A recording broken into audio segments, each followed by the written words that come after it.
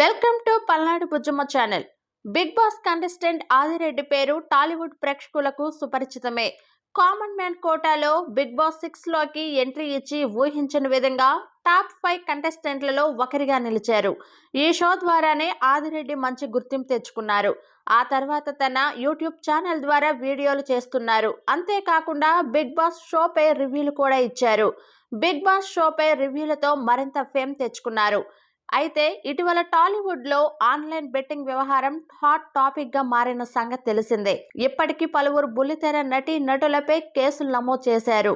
ఇప్పటికే పలువురు పోలీసులు ఎదుట హాజరై వివరణ కూడా ఇచ్చారు. ఈ నేపథ్యంలో బిగ్ బాస్ కంటెస్టెంట్ ఆదిరెడ్డి సైతం పోలీసులను ఆశ్రయించారు. నా పేరుతో టెలిగ్రామ్ గ్రూపులు ఏర్పాటు చేసి బెట్టింగ్ యాప్స్ ప్రమోట్ చేస్తున్నారని ఆదిరెడ్డి పోలీసులకు ఫిర్యాదు చేశారు.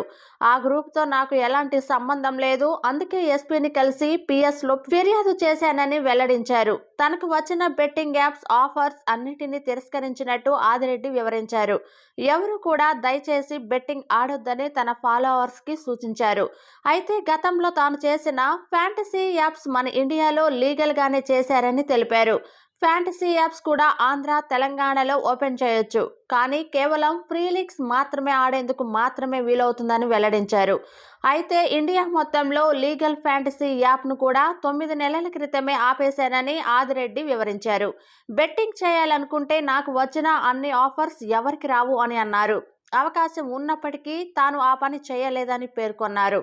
2020 తర్వాత నేను ఫ్యాంటసీ యాప్స్లో ₹1 కూడా పెట్టుబడి పెట్టలేదు.